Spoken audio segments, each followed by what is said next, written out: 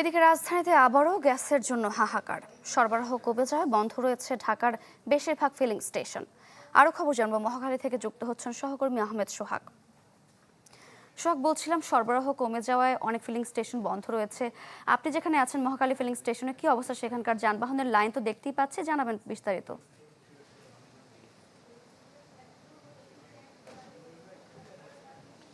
সারিকা, আপনি যেমনটা বলছিলেন, আসলেই ঢাকার বেশ কয়েকটি সিএনজির যে ফিলিং স্টেশনগুলো রয়েছে সেগুলো বন্ধ আছে। যে কয়টি খোলা আছে, আজ সাপ্তাহিক ছুটির দিন শুক্রবার, সেখানেও কিন্তু গাড়ির দীর্ঘ সারি দেখতে পাচ্ছি। আমরা আশেপাশের যে কয়টি আছে সেগুলোতে দেখেছি, পাশাপাশি এখন মহাখালীর যে স্টেশনটিতে আছি সেখানেও আমরা দেখতে পাচ্ছি যে গাড়ির প্রায় 1 কিলোমিটার ছাড়িয়ে গেছে এমন দীর্ঘ সারিও দেখতে পেয়েছি।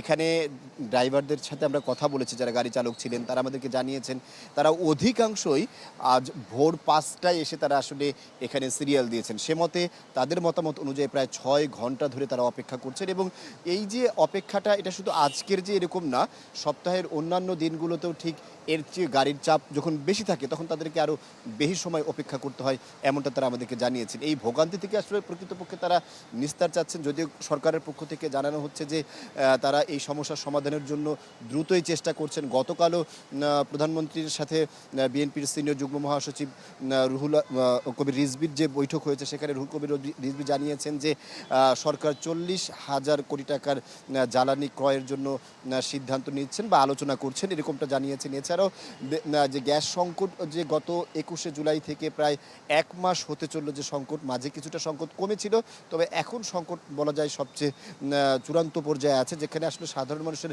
ভোগান্তি দিন দিন আসলে বেড়েই চলছে। বিশেষ করে যে সকল ভাড়ায় চালিত গাড়ি রয়েছেন সেই সমস্ত গাড়ি চালকদেরকে দিনের একটি বড় সময় কিন্তু এই স্টেশনগুলোতে গ্যাস নেওয়ার অপেক্ষা করে কাটিয়ে দিতে হয়। সুতরাং এই চাপটা বা এই যে তাদের সময়টা এখানে নষ্ট হচ্ছে, এই সময়টা কিন্তু তারা পরবর্তীতে ভাড়া গাড়ি চালাতে গিয়ে, যারা যে সমস্ত প্যাসেঞ্জাররা রয়েছেন, যে সমস্ত যাত্রীরা রয়েছেন, তাদের কাছ থেকে আবার অতিরিক্ত ভাড়া তারা আদায় করছেন। সব মিলিয়ে আসলে সাধারণ মানুষ কিন্তু এই যে গ্যাস সংকট, সেই সংকটের মানে পুরোপুরি ভোগান্তির শিকার হচ্ছেন, এটা আর্থিকভাবে, প্লাস হচ্ছে তারা যে সময়ের যে তাদের একটি ঘাটতি হচ্ছে, সেক্ষেত্রে তারা আসলে ভোগান্তিতে পোহাচ্ছেন।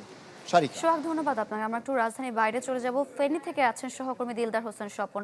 দিলদার, জানাবেন সেখানকার পরিস্থিতি নিয়ে। ঢালাইয়ের সেরা প্রিমিয়ার সিমেন্ট। ফেনীতে লাইনের গ্যাসের তীব্র সংকট দেখা দিয়েছে। আমি এখন রয়েছি ঢাকা চট্টগ্রাম মহাসড়কের পাশে স্টারলাইন সিএনজি ফিলিং স্টেশন। এই স্টেশনটিতে আসলে গত বুধবার সকাল 11টা থেকে এখন পর্যন্ত গ্যাস সরবরাহ বন্ধ রয়েছে। এখানে যারা দায়িত্ব রয়েছেন তারা আমাদেরকে জানিয়েছেন যে মাঝে মধ্যে গত কিছুদিন পূর্বে যখন বন্ধ হয়েছিল তখন মাঝে মধ্যে কিছু গ্যাস পাওয়া যেত, কিন্তু এই গত বুধবার থেকে ওই কিছু পরিমাণও গ্যাস পাওয়া যাচ্ছে না, যার ফলে সিএনজি চালিত অটোরিকশাগুলা এবং যে গাড়িগুলোতে আপনার সিএনজি ব্যবহার করা হয়, গ্যাস ব্যবহার করা হয়, তারা খুবই ভোগান্তিতে আছেন।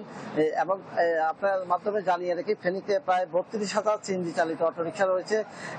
তারা এই গ্যাসের মাধ্যমে মূলত তারা পরিবহনটি চালিয়ে থাকেন।